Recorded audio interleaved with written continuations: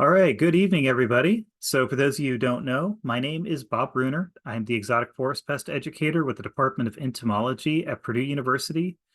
Today, we are going to be doing a little bit of a unique program because most of the time when I talk about a lot of our invasive species, they are species that represent a threat to different commodities within the state of Indiana. Some of those commodities may be trees, some of them may be landscape pieces, or a variety of other things that we're concerned about.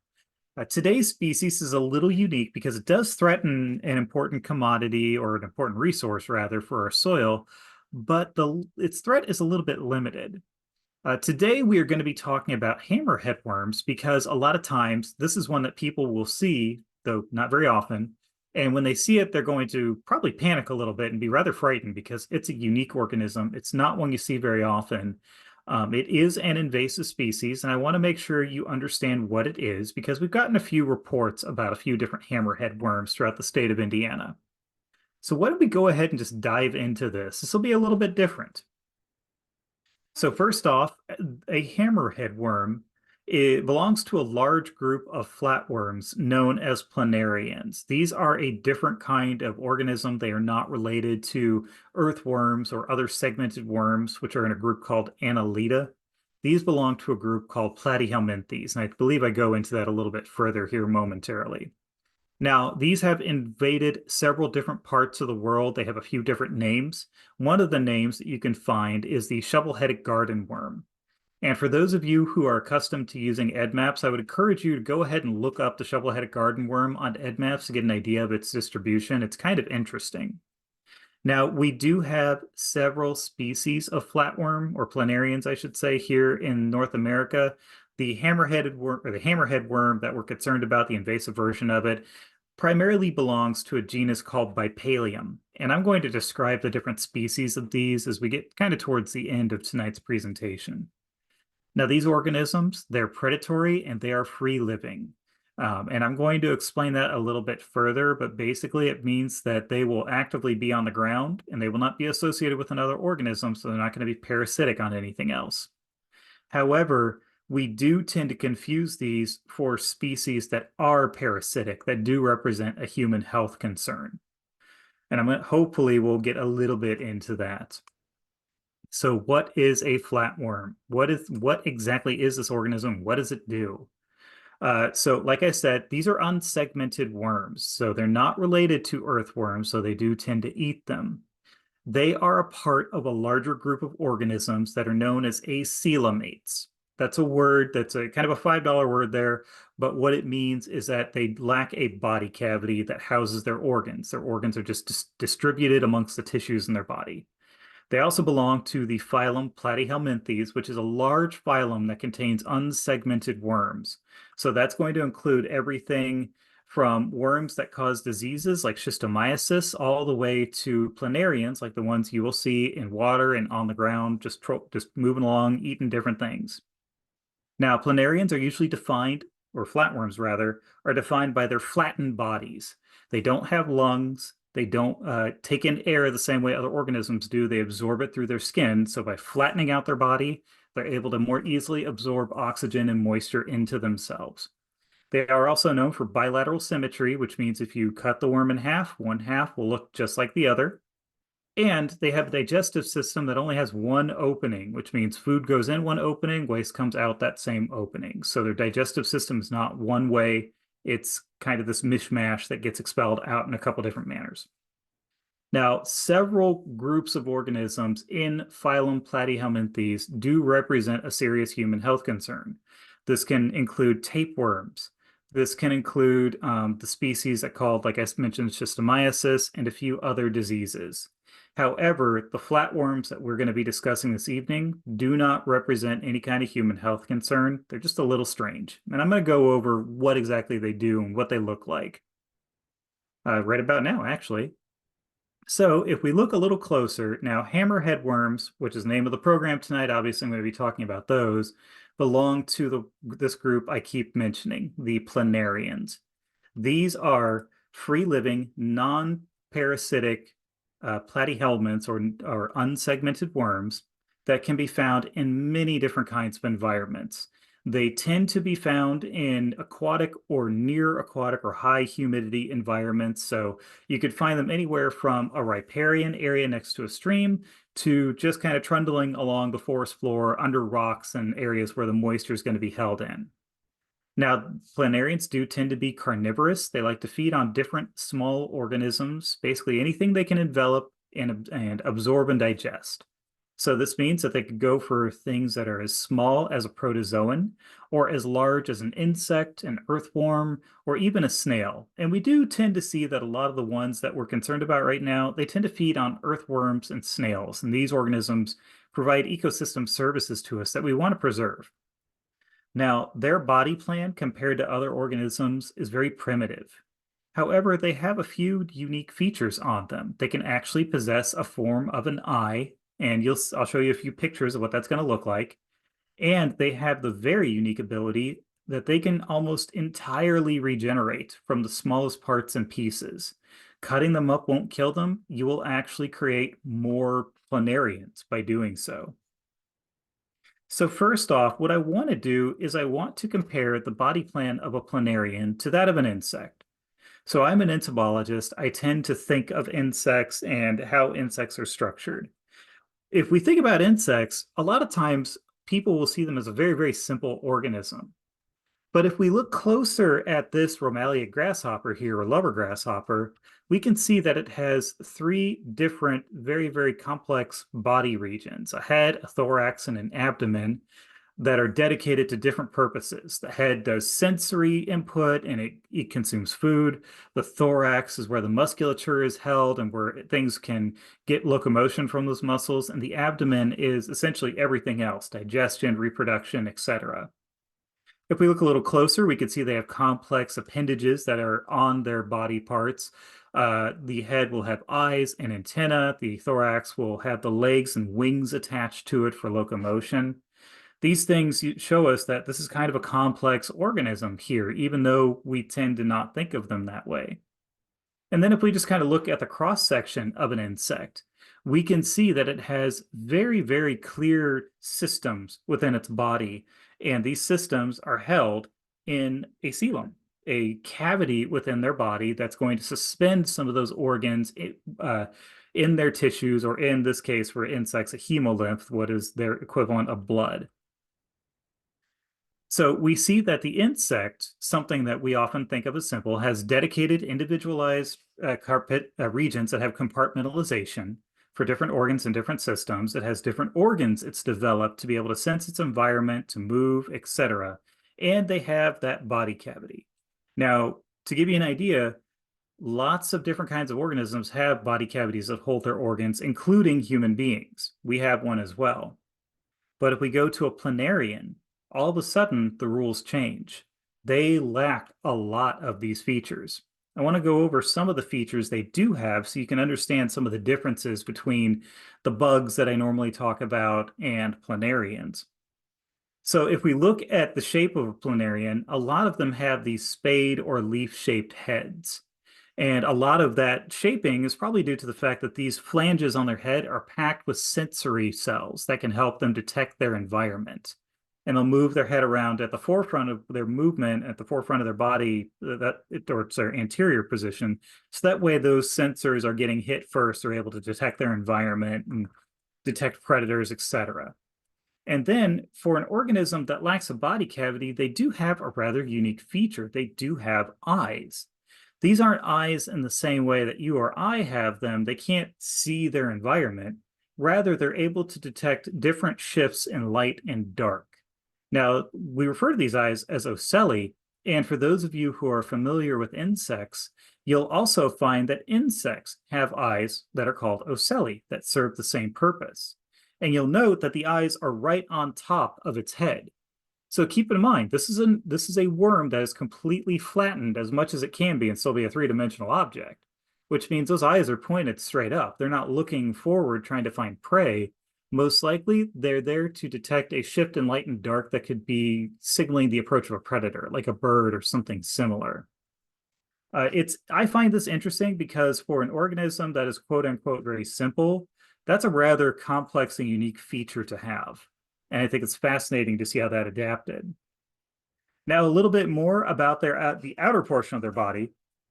Planarians don't move the same way that, say, an earthworm does.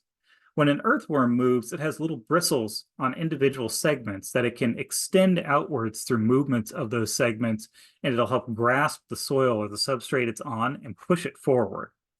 Planarians, however, lack those bristles. So what they do is they excrete a mucus that covers their body, and it helps reduce the friction as they contact the soil. And then through some muscular movements, they'll be able to move forward using that mucus as a guide to help them move along. However, this is only really going to work at its best when the planarian is in an environment that's already humid. Now, some planarian species can survive in drier environments. However, most of them we find are going to be in places where there's going to be relatively high moisture and humidity. So that way they can still preserve the necessary factors that are going to allow them to move and survive easily. Think of places you're going to find something like a slug. They are going to be under rocks. They're going to be in more humid areas where the moisture is going to be very steady. So think of under bushes and landscaping, or maybe moister areas where there's a wet pine savanna or something similar. And that oftentimes those environments exist more in the southern portion of the United States rather than Indiana. However, we have gotten reports of the presence of hammerhead worm up here in Indiana as well. Now, you'll see that last bullet point that I have on the screen right now points out that some species are also able to secrete detrodotoxin. This is a very, very powerful toxin that they can use to affect their prey, and this toxin has been found in other organisms. However, planarians lack the ability to really distribute this toxin to humans, so we don't consider them toxic to us. They can't inject it, they can't do anything to hurt you. We just generally advise, if you're going to pick them up, use gloves and don't try to eat them, for whoever might consider that. So here's just a kind of a brief look at what the body plan of a planarian looks like on the inside. Now, this is why I showed you the pictures of the insect earlier, because you got to see the distribution of the insect's organ systems. They were suspended in a body cavity, and they were clearly defined. In a planarian, all of these systems are kind of spread and distributed all throughout its form. So it has a digestive system and a set of intestines. It's just more like this laddered system that's spread throughout. It's got a couple of lobes to it that extend beyond that point. And it's all it is creating surface area where the planarian can consume its food, digest it, and that surface area gives it more areas to go ahead and digest and absorb that food. And then it has a kind of nervous system that has a big node right towards the head portion of it. But we're not talking about something that's really capable of complex thought here. This is more like just a center where some of that sensory data can be processed. So it's not going to be very reactive in a lot of ways. And that lobe is going to be connected to basically two very big ganglion that spread throughout its body. There's no real circulatory system. It doesn't need to circulate oxygen through its body. It absorbs it through its skin. So really, these are pretty much the only two systems that it has within its body. It may have some reproductive capacity, but we're going to talk about in just a little bit here why this might be different with a planarian. So I kind of covered this a little bit. I got ahead of myself. There is no compartmentalization within their body. So that means that if the planarian gets cut up and regenerates, all the systems it needs are there and it can go ahead and start growing again. But I did point out earlier, the digestive system is not a one-way track through the body. So organisms that have a more complex digestive system, we call it an alimentary canal or an alimentary system, where food goes in one end, it gets broken down and then absorbed, and all the nutrients absorbed into the body, and then food, matter, whatever is left, is excreted out the other end. Planarians don't have that. They don't have the additional opening. So they'll have one opening, a mouth sort of, that's located on the underside of their body as a kind of tube where cilia will draw food into it. But then as food is digested, waste will either be excreted out that same opening. So when they eat something, they have to digest it first. They can't just keep eating and then they have to excrete it. But also they have a system as a part of their digestive system where there are different kinds of cells, generally referred to as flame cells. But what they do is they further break down waste and then the waste gets excreted through the surface of its body. So there is a little bit more complexity there with these organisms.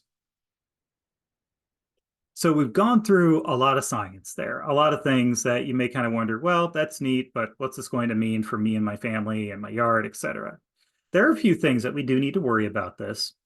So first off, one of the biggest questions when it comes to hammerhead worms is that are these a human health risk? You can look a lot on different social media, on Facebook, et cetera, people talking about it, and they'll say, oh, don't pick them up, don't eat them. They have a horrible toxin. It's the same as pufferfish and it'll kill you. Well, that's not entirely true, actually. So planarians, they don't attack humans, they don't attack livestock or companion animals. I think it would be a stretch to say planarians even really attack their food. It's more like they happen upon it and just do what they do. They don't really lack that kind of prey drive, or they don't recognize threats in the same way. There is no evidence that planarians act or spread as pathogens. There's actually a rather infamous episode of X-Files, I believe, where it tries to make that appear that way, but in fact, these guys don't. They just trundle along the ground and eat what they can. Now, I did mention some of them contain tetrodotoxin, and this is a toxin that's found in a few different animals, including pufferfish. So if you go to a restaurant, a very expensive sushi place in, say, Japan, and you order fugu, that is a pufferfish that has this toxin in its body, and it has to be taken out very, very carefully by a professional chef. And even then, sometimes it's not entirely legal to consume it. Now, this toxin is very, very dangerous, except the amount and type that this this planarian has doesn't represent a threat to humans. At the most, it'll give you a rash on your hands if you handle it. And we definitely don't suggest letting animals or your children or grandchildren consume it, if anybody would ever have the stomach to try to consume one of these. So don't worry about it being any kind of threat. The biggest thing is if you do have to handle them, wear some gloves. They can be disposed of in a few different ways. I'm going to talk about that momentarily here. Now, when it comes to environmental effects, we need to worry about a few things with this. Should our environment shift enough where it becomes more friendly to planarians, we do want to do a couple of things here. Now, first off, there's more research that needs to be done. We don't have a whole lot of information yet about how it's going to impact ecologies in North America. And in Indiana, we do appear to be a little too dry for them. However, the Purdue Plant and Pest Diagnostic Lab has gotten a few submissions of Bipalium coense, Bipalium adventitum, and another one known as Diversibipalium multilineatum. Those are very, very big sounding names, but essentially 3 different species of hammerhead worm we have found here in Indiana. So that tells me that our environment may have some capacity to help these things along. Some of the problems that we run into with it is that we got a lot of sporadic reporting about their presence. So I'm going to show you an EDMAPS map, and I love this because it really kind of helps tell the story. What you're looking at here are reports done to EDMAPS about the presence of hammerhead worm or shovel-headed garden worm throughout North America. And you can see kind of south that Mason-Dixon line there, there's a lot of reports of them throughout states like Georgia, Florida, Alabama, etc. But Indiana doesn't really appear to have very many reports, if any at all. Like I said, we have gotten a few of them in here at Purdue in our diagnostic lab, so we have reason to believe they're present, but their numbers just don't seem to be that high. And what I think is really neat when we look at EDMAPS a little further, I'm going to superimpose a couple of lines here. You can see that they don't cross the Rockies, probably because there's just simply not enough moisture or environments to support their presence, and probably because the normal methods of travel for a lot of invasives, using jump dispersal with like railroads or planes, these organisms aren't really able to take advantage of. I mean, let's face it, you're going to notice if there's a big old hammerhead worm moving through some boxes. And honestly, they wouldn't be there anyway. It's going to be too dry. And then, of course, I drew this line here to kind of demonstrate they don't go very far north because our environment starts to get a little too dry. But you will notice right now, folks, this heat wave has a lot of humidity. And this could become something we deal with more regularly as our climate begins to shift more and more.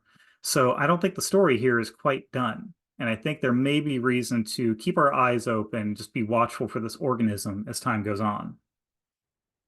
Now, the species that we do have, I was one of the people who identified one of these species here, so I know that we have seen them a little bit.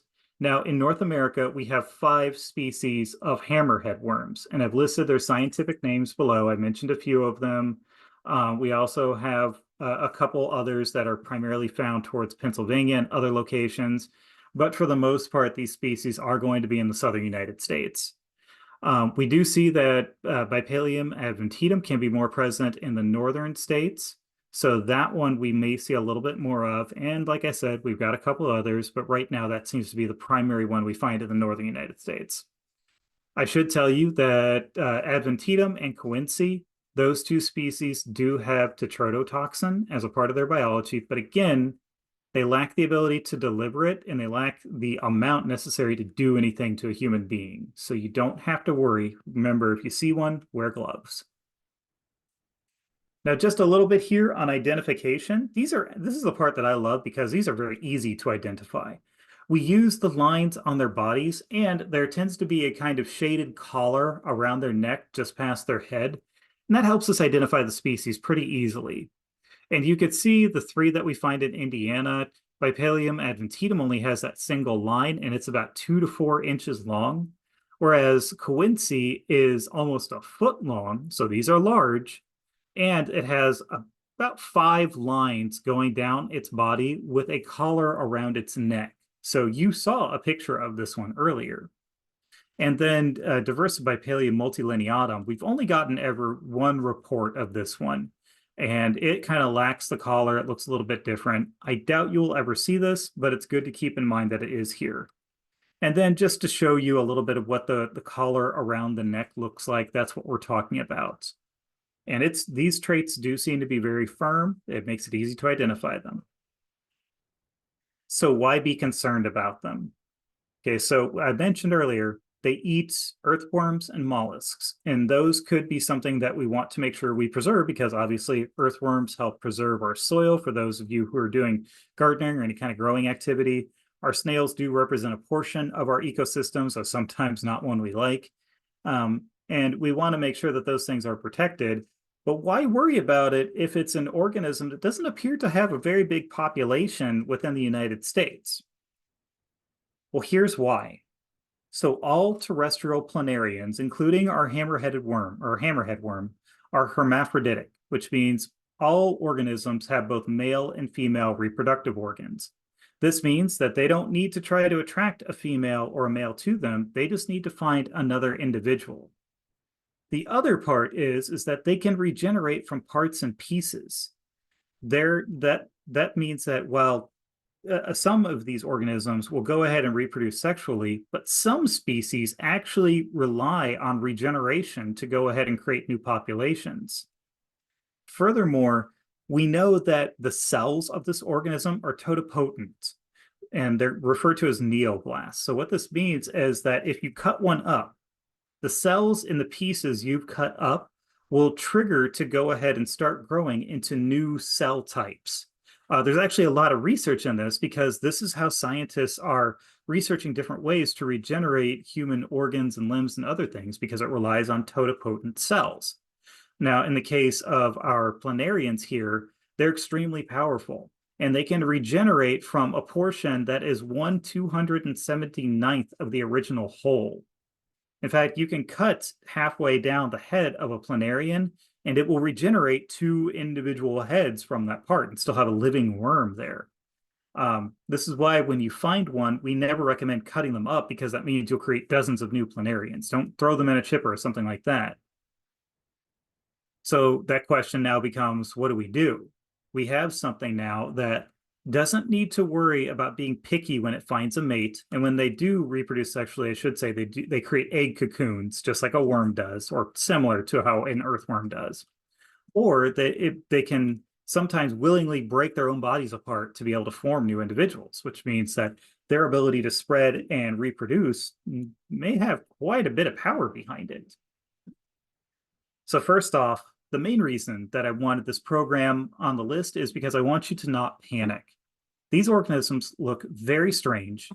Some of them can be quite large, as long as a foot, but they are in general fairly harmless. We recommend just simply not handling them without gloves. Make sure your animals or people aren't consuming them to avoid any potential toxicity.